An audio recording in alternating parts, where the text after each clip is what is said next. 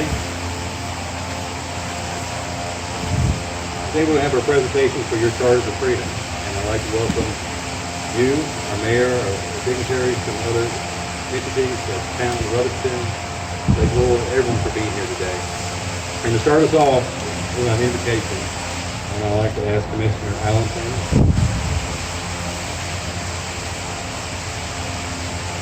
Let's pray. Heavenly Father, I just want to thank you for the opportunity to be able to come out this afternoon as we celebrate our founding documents, Lord. We celebrate those individuals that risked their lives to the founding of our country, Lord. And most importantly, Lord, we know that they put you first in everything they did, Lord. I ask you please just be with everyone that's here, Lord. Please just bless them and draw us close to you and ask these things in Jesus' name. Amen. We're going to have the presentation of colors for Rutherford County Sheriff. Honor guard.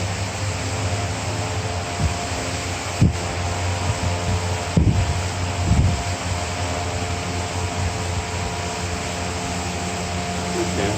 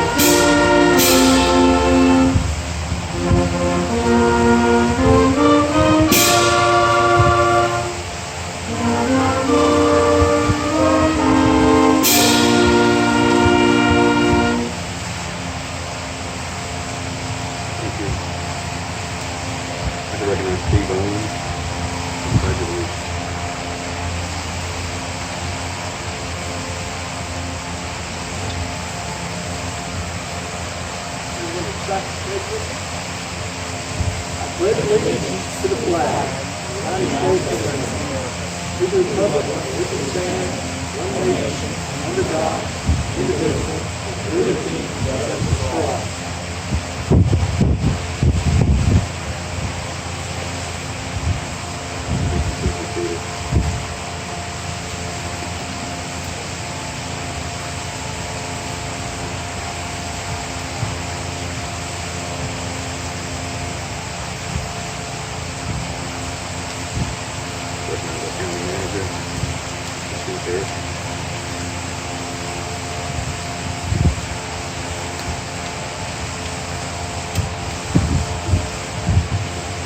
What a great day for Rutherford County. We appreciate, thank each of them for being here this afternoon.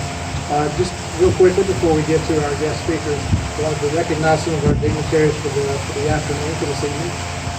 Let me start off by recognizing our county commissioners that are here. Brian King, our chairman, Alan Tony, our vice chairman, Eddie Holland, Greg Lovelace, and Micah Benfield, our other three commissioners.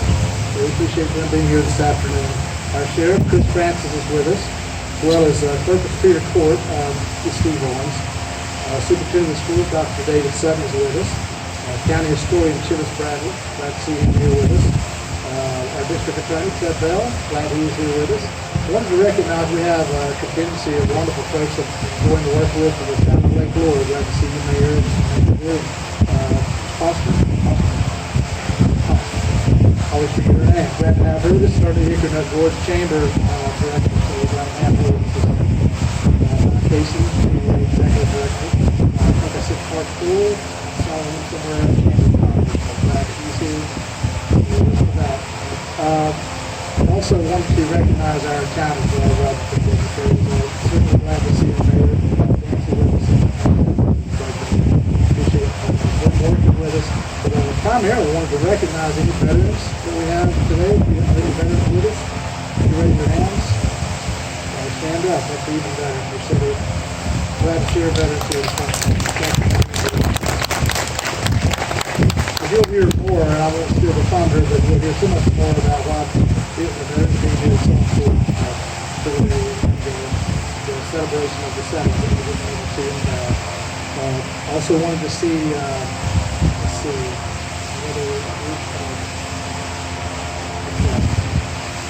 like I'm forgetting somebody. Let me talk about our benefactor this afternoon.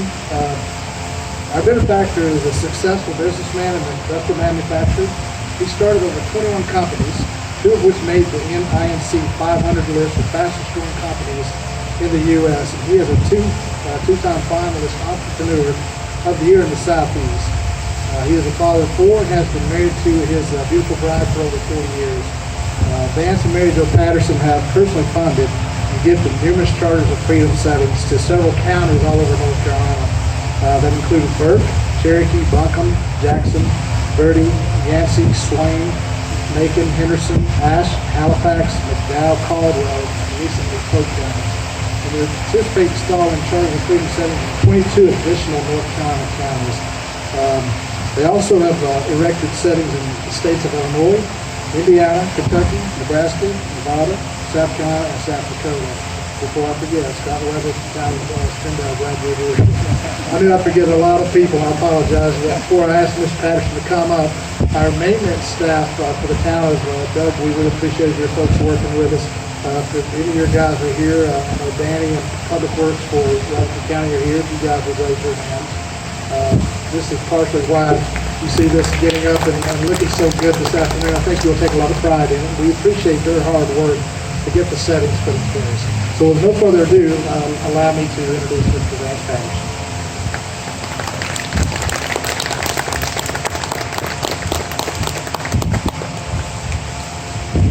Thank you, Steve. I am so proud of you all for being here this evening. My question is, are you ready to be a part of history? Because we're going to dedicate your charters of freedom. And this setting is going to be here for hundreds of years. And your future generations are going to know that you were here for them. Well, as Steve said, I'm Vance Patterson. I'm from Burke County. I'm going to repeat a little what he said, because if I don't, I won't know where I am in my talk. I am a father of 4, married 44 years to my wife, Mary Jo. I'm a businessman. I have a company that makes industrial fans. We actually make things out of metal, ship them across the country and around the world. I am an American manufacturer. Thank you. Which is why we have some air movement here right now. I'm going to give you a little of the story, the inspiration behind Foundation Forward, which was instrumental in bringing these charters of freedom to you. I'm going to tell you a little about your setting here, and I'm also going to tell you a little about what I see happening in the future down the road. 8 years ago, Mary Jo and I were up in Washington, D.C., and we decided to go to the National Archives because we'd never seen the Declaration of Independence or the Constitution. Well, we found ourselves wandering around hallways and looking at different exhibits, and then it opened up into this large room. We walked through these big bronze gates into this rotunda, and there are the founding documents on the other side, in chronological order. Declaration of Independence on the left, 4 pages of the Constitution in the middle, and a Bill of Rights on the right. And this is when we learned that these founding documents were known as the Charters of Freedom. Well, one of the things I liked was, once you got in the room, this rotunda, there weren't any lines. You just wander around looking at different displays, and when you got a chance, you stepped up and looked at the documents. And the first time I saw the Declaration of Independence, something our founding fathers had actually penned, and then saw their signatures, Thomas Jefferson, Benjamin Franklin, John Adams, Rutledge, Wilson, and the others, I just got goosebumps. And then we moved over and saw the first page of the U.S. Constitution. And we saw those three words, "We the people." I actually got a lump in my throat. I looked over, and Mary Jo's got tears in her eyes. It was really an emotional experience for us. Well, the next year, we're back in Burke County, and I was thinking about that experience, and the thought came to me, what if I could duplicate that experience? What if I could bring that back to the citizens of Burke County? So I went inside and told Mary Jo about it, and she thought it was a great idea. So we started working on a project, and it turned out to be an education project.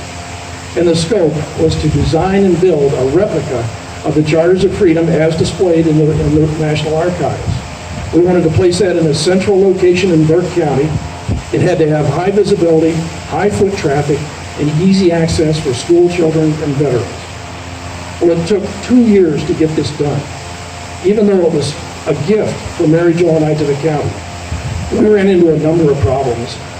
The biggest problem was there are no drawings for the displays in the National Archives, not that are available. No dimensions, no measurements, no nothing. And we'd only seen these documents once. So after we got late night approval from a joint session of the Burke County Commissioners and the Morganton City Council, the next morning, Mary Jo and I got up, drove back up to Washington, walked into that rotunda, and now they won't let you just take out a tape measure and start measuring a national treasure. But we had a plan. Mary Jo went one way, and I went another, and I stepped up in front of the Constitution, and I did this. And I was standing in the middle. Meanwhile, Mary Jo is actually walking over to the different settings, turning around and facing the crowd, and marking on her body the different elevations. And then we left, and it made the measurements and did the drawings. So while your setting here may not be exactly what's up in Washington, keep in mind it's based on 2 pieces of a short guy and 3 marks on my wife's body. We do have our ways. Well, on July 2nd, 2014, we dedicated the first Charters of Freedom setting outside of Washington, D.C., on the old Burke Courthouse Green in downtown Morganton. The gift was so well received, and Mary Jo and I enjoyed the process so much, we decided to do another one in Cherokee County, downtown Murphy. That was on September 17th, 2014. The third one, as you heard, went downtown Asheville in Duncan County.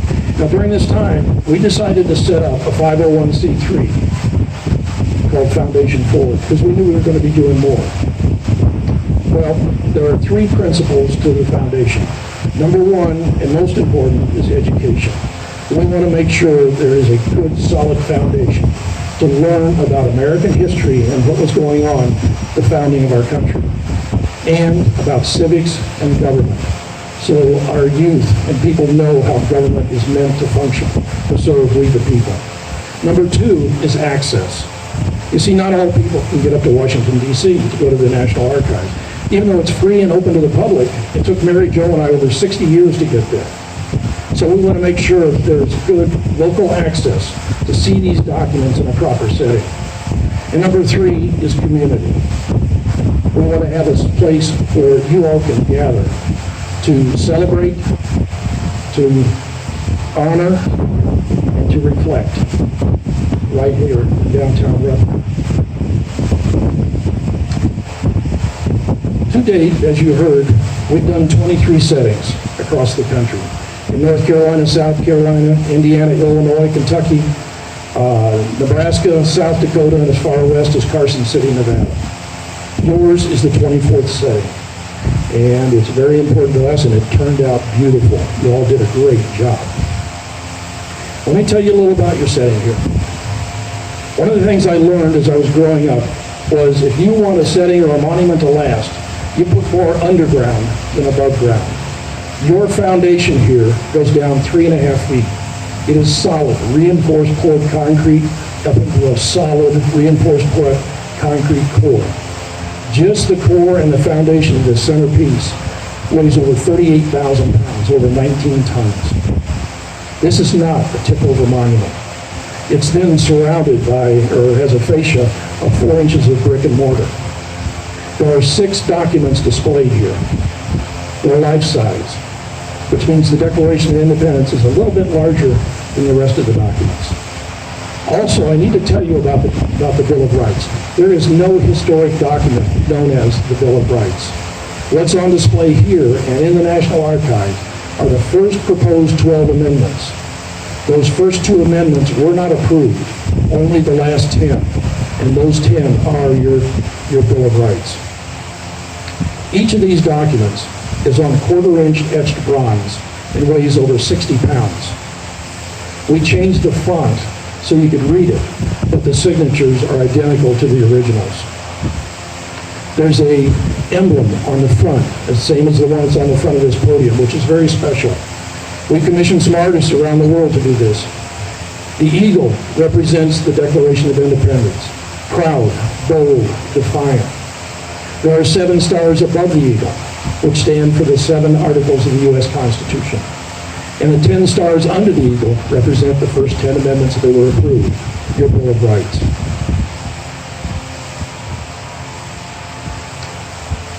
People ask us why we're doing this. And we say, yes, it's very expensive, but it's more important than money. We believe this gives us a direct contact, link to our founding fathers by helping to preserve what it is they gave this country, a government to serve and protect we the people. From the beginning, this has been about education. We learned that we had 2 founding fathers who were very big on education. Thomas Jefferson, who was 3rd President of the United States, he's the one who penned most of the Declaration of Independence. And Benjamin Franklin, who was an author, an inventor, a scientist. He was a writer, a publisher, and truly a sage. He is the one they would go to when they really had a problem, and they would go to him for his wisdom. Well, these 2 believed that in order to have a free and independent society, you must understand how government works, that you cannot control it, but you do not understand. Thomas Jefferson, in 1789, wrote, "Whenever a people are well informed, they can be trusted with their own government." And James Madison, a 5'4" virtual rock star of his era, wrote in 1822, "A people who mean to be their own governors must arm themselves with the power knowledge gives." You wouldn't believe how many people come up to us when we're building these and say, "That's it, just 4 pages to the Constitution?" We say, "That's it. All of our laws and our government are based on those 4 pages." You wouldn't believe how many people don't know that the first 10 amendments are our Bill of Rights. I guarantee there are people who are learning that today. See, education. Now, you may have noticed that I haven't been calling this a monument. The definition of a monument is a memorial to honor a veteran or event. And this is not a memorial. This is an active, hands-on educational supplement for our school's curriculum. Imagine, if you will, school teachers bring their 3rd, 4th, and 5th grade classes down here on an annual field trip to experience these documents, to learn a little about our founding fathers, a little about the documents themselves, how government's supposed to work, how state and local government should work, and a little about the history of the community and local heroes. This is already happening in communities across the country that have got their own they've got their own charters of freedom. And the kids just love this experience, these field trips. Remember the field trips you took when you were a kid. You remember those. And imagine what it will feel like thinking back on the trip they've come down here to learn about their country. And then when they find that their grandkids did that same trip, the experience that they had. It could be just a tremendous life experience for their family. There are 3,142 counties, boroughs, parishes, independent cities, census zones, and the District of Columbia in the United States. Our long-term goal is to place charters of freedom settings in as many of those communities as possible over the next 10 years. Our short-term goal is to do all 100 counties of North Carolina, and then do all 46 counties of South Carolina. So people across the country are saying, what is going on in the Carolinas? Our hope is that our future leaders will grow up in communities with their own charters of freedom. But they will no longer be talking about the Constitution and Bill of Rights in Washington. But they'll be talking about their Constitution and their Bill of Rights, the ones they grew up with, right here in Rutherford County. Now, in closing, I'm going to make a challenge. I'm going to challenge you all to do something. Our founding fathers were challenged to step up and confront the strongest power on the earth at the time, the British Empire. They rebelled, they revolted, they protested, they fought and won a war against this empire and established our country and set up a form of government that is still in place 230-some years later. They were challenged and met that challenge. Foundation Forward was challenged to put a Charters of Freedom setting here in Rutherford County. Working with local patrons, we met that challenge and got it done, and we're dedicating it today. Your challenge is one that has to do with something that happened last year. My wife and I, Mary Jo and I, just finished dedicating the Charters of Freedom setting at Hanover College in southern Indiana. And we were getting ready to leave, and we were at the campus center, and I said, I need to go thank this guy again. This guy's name was Ron Wells. He's an African-American facilities and grounds engineer, and he helped me a lot during the dedication, setting up for it. So I walked across the campus center, and I walked over, and I was shaking Ron's hand, and I said, thanks for all your help this week.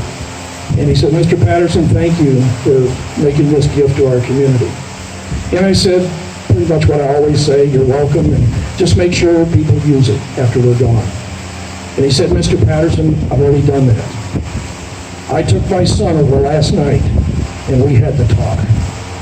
And I said, Ron, that means more to me than anything anybody's ever said. Way to go. So my challenge to you is to do what Ron did. Bring your child, your grandchild, your niece, your nephew down here to your Charters of Freedom and have the talk. You tell them about their rights and their freedoms and how those freedoms and rights give them an advantage over the rest of the world to pursue their passion, to chase their dreams, to accomplish their goals and get out of life what they want to get out of life. If you do that, meet that challenge, then as far as the gift goes, we at Foundation Forward, for our part, will call it even. Thank you.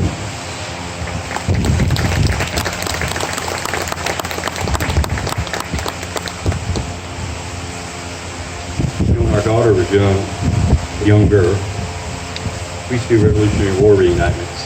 And of course, we were with the British Legion, but we're still learning the history. And the history of our country is immense, especially during this time. And so I love history, and I love being part of that and learning so much. So it's a great honor that our county historian is here today, Mrs. Bradley.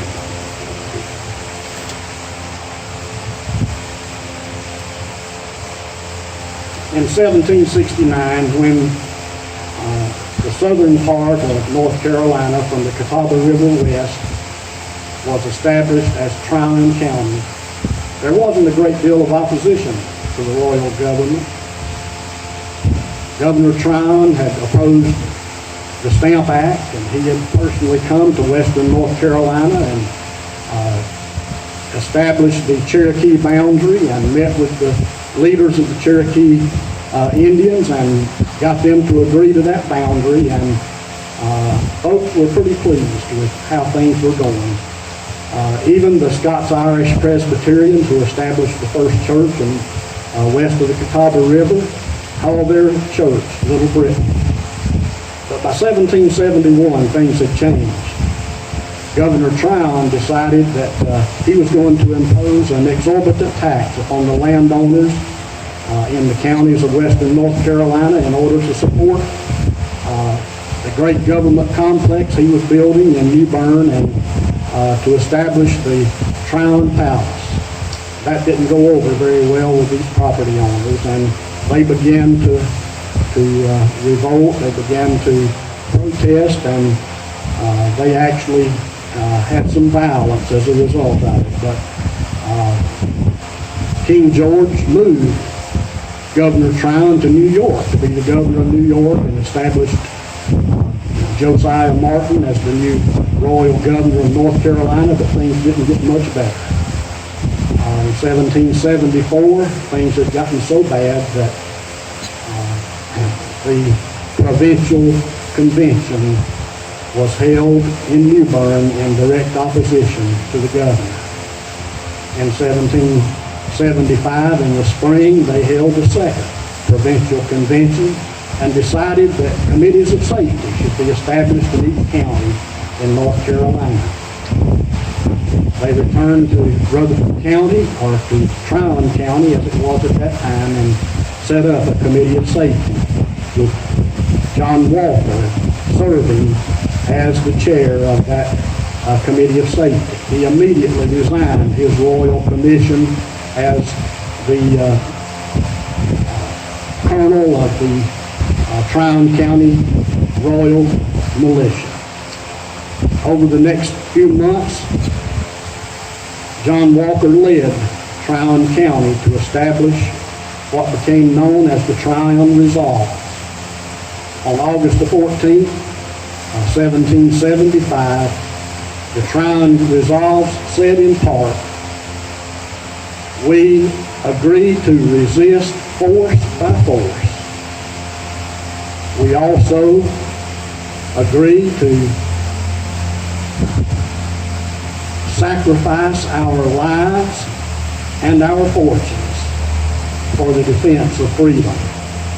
And anyone in Tryon County who is not willing to sign this document will be held inimical to our liberties in America." That started the movement toward liberty in the United States and in Tryon County. By 1775, by the fall of that year, the first blood was shed in the western parts of North and South Carolina, as General Griffith Rutherford led 100 militiamen from Tryon County into the Spartanburg district to put down the Scovilleite Tories who had confiscated the products that were being sent to the Cherokee Indians to appease them.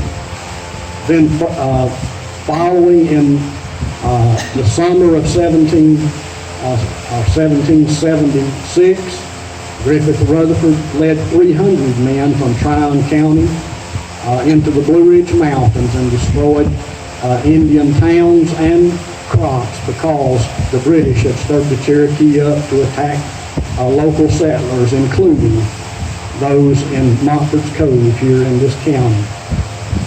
So when in 1779, when a new county was cut out of Tryon County and Tryon County was abolished, Rutherford County was named for General Griffith Rutherford.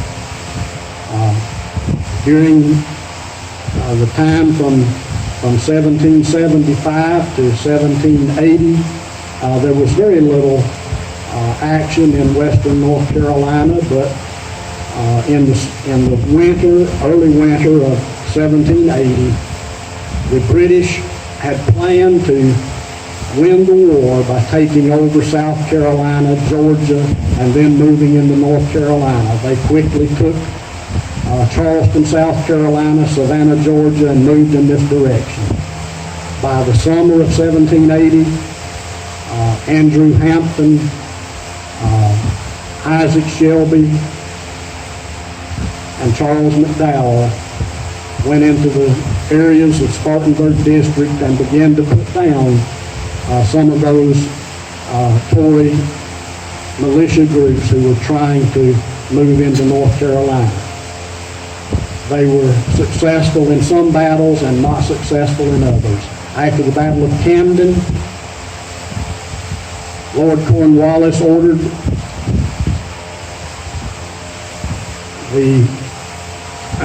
his second in command, who you all know as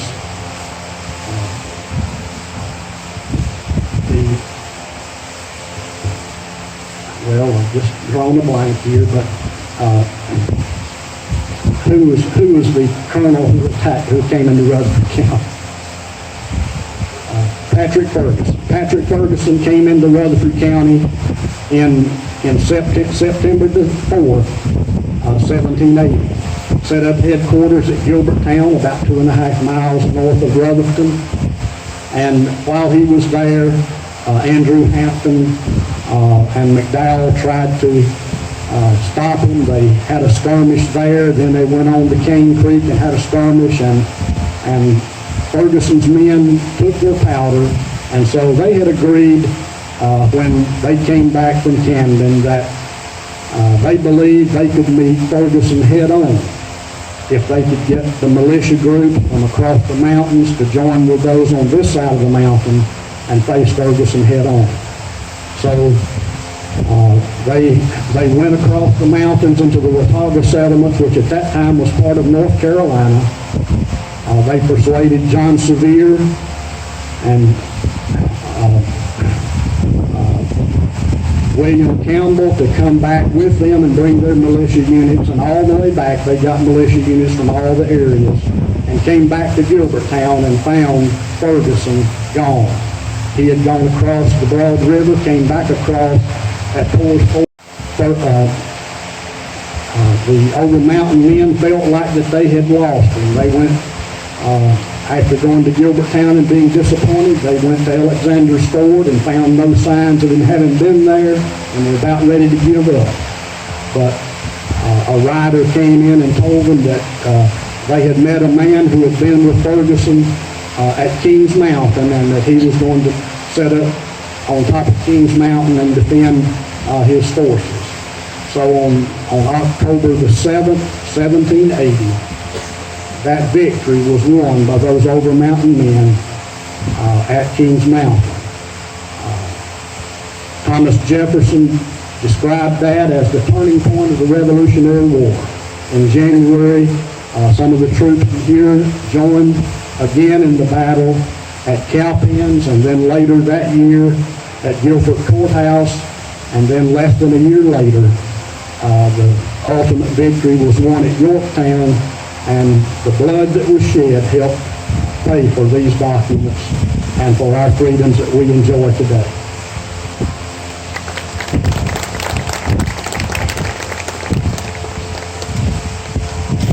Thank you, Tibbetts. Our next speaker is the Rutherford County School Superintendent. I'd like to welcome Dr. David.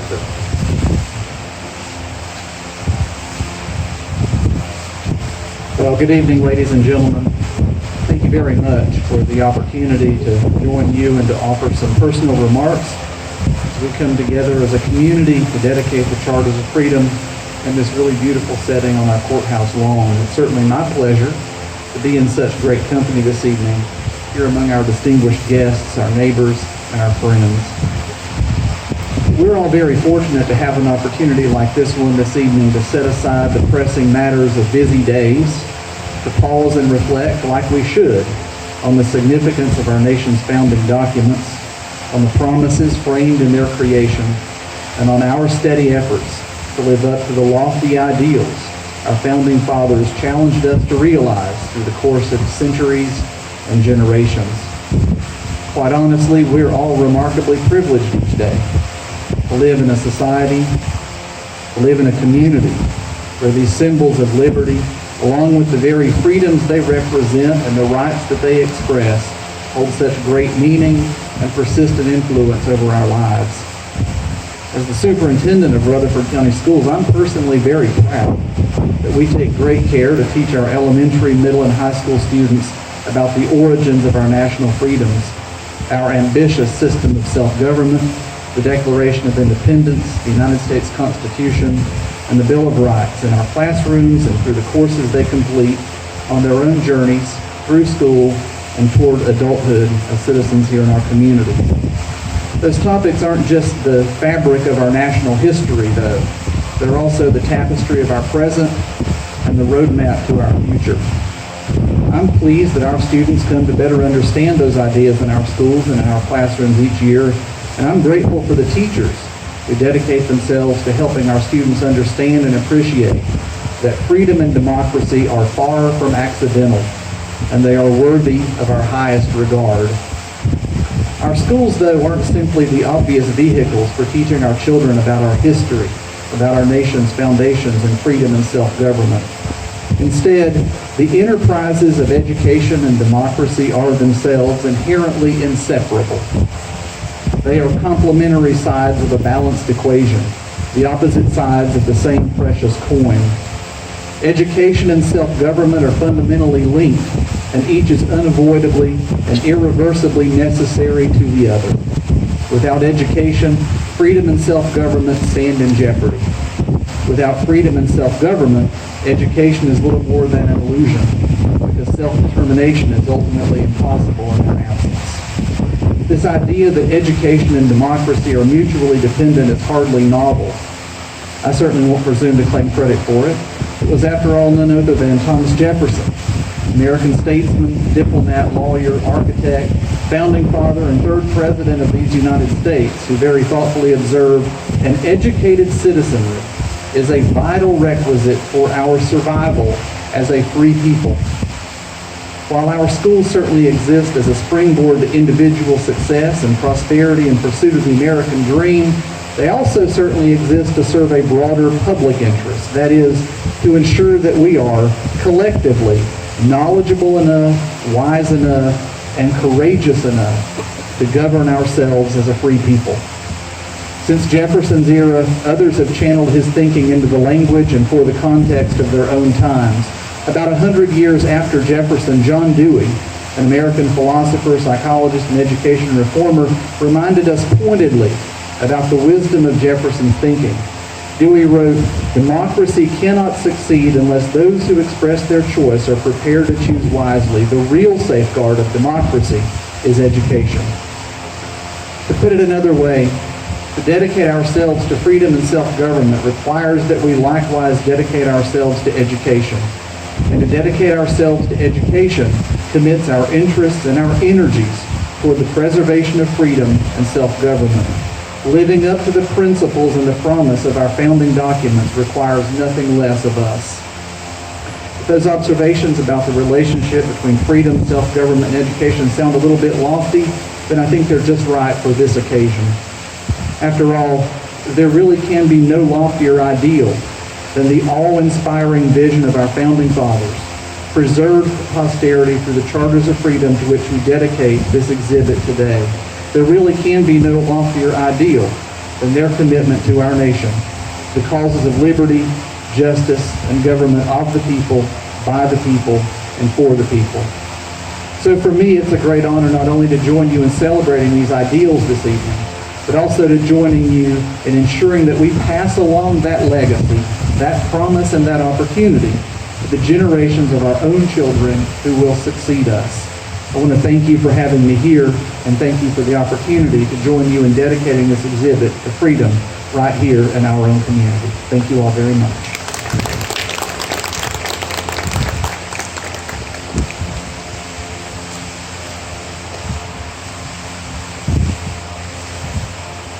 Mayor Danson, Lance Patterson.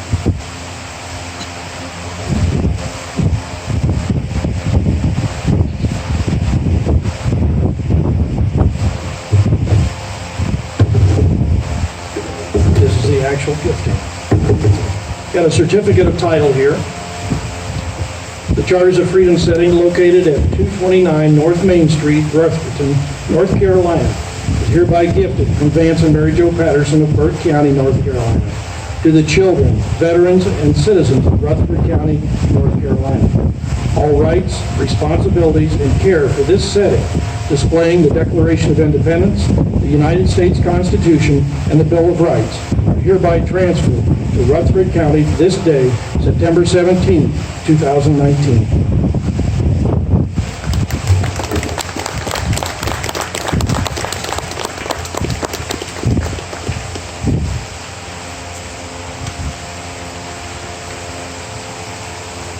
Vance, on behalf of all of our community, we thank you for recognizing this community with this great beginning for us.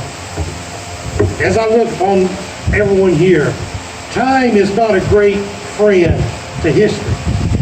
Sometimes time can weaken a body, but it does not overshadow the heart of a community. I want to thank you for recognizing the importance of this people. As Tim says, you explained. We live in the middle of history here.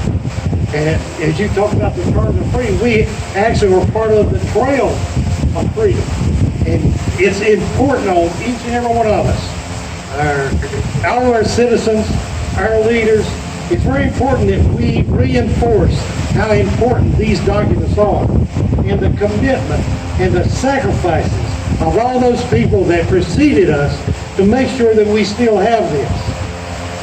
As we look upon the future, it is extremely important that we look upon history and remind everybody that history is a vital, important part of our future.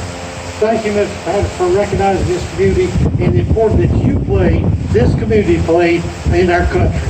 Thank you, sir.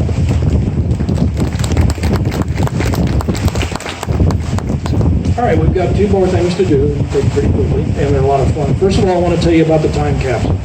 In the back of this center setting, there's a vault. In that vault will go a time capsule.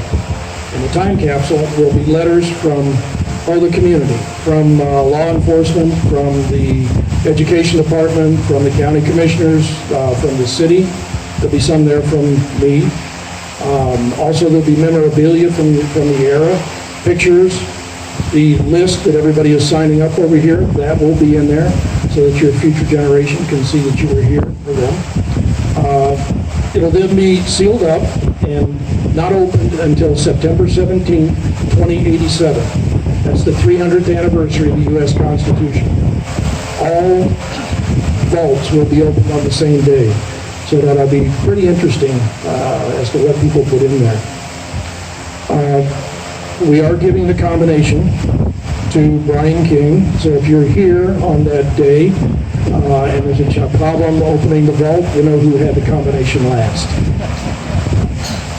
All right, the last thing we want to do, we're going to have a cannon salute. My drummer will come up. My drummer today is Connor Settlemeyer.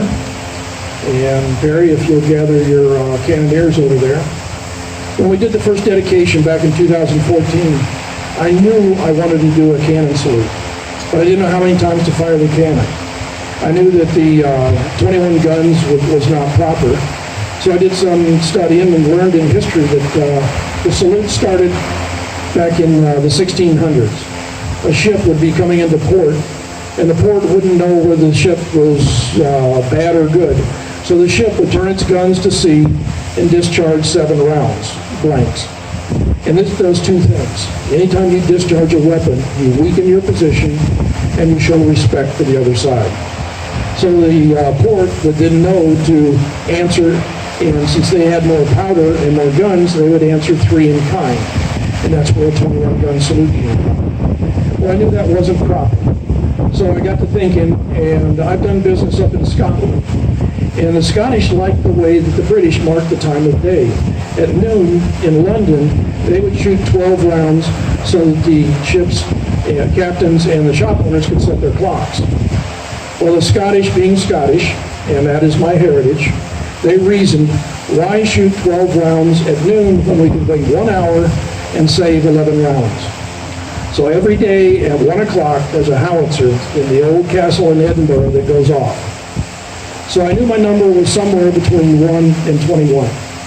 And I decided on 7, partly for historical reasons, and also because there are 7 articles in the U.S. Constitution.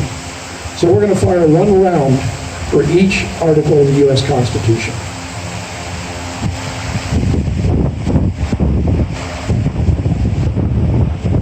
Barry, you're ready. You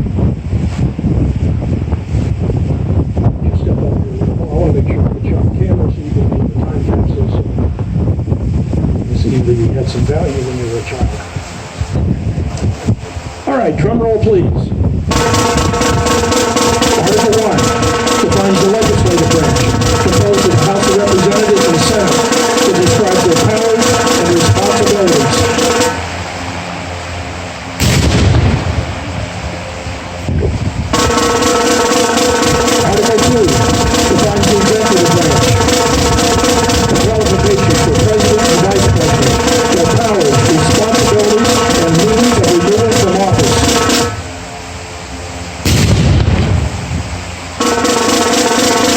3 sets up the judicial branch, the Supreme Court of the lower court system.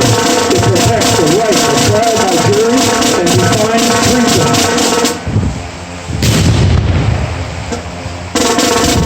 Article 4 gives the states the right to make and carry out their own laws related to the people and problems of their state, so long as those laws do not conflict with the United States Constitution. Article 5 outlines the process of amending the United States Constitution.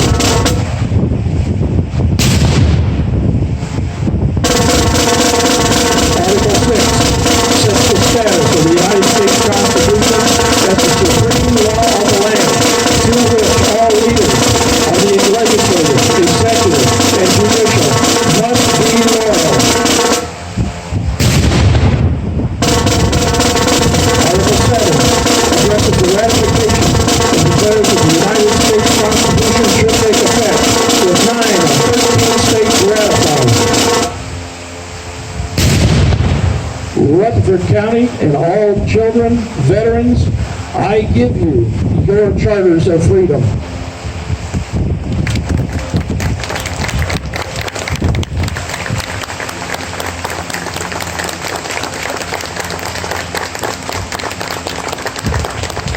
Oh, this is nice, isn't it? Vance Patterson, thank you. Thank you for what you're doing for us, for our country. And everyone, this is a challenge to us. You know, this republic was founded on people who want to defend liberty and our country and these rights. It's now up to us to continue that. So with my closing comments, I want to thank everyone for coming, but before we leave, please come review, take some social media pictures, so let's get this posted. And this is a wonderful day for our community. Thank you for coming.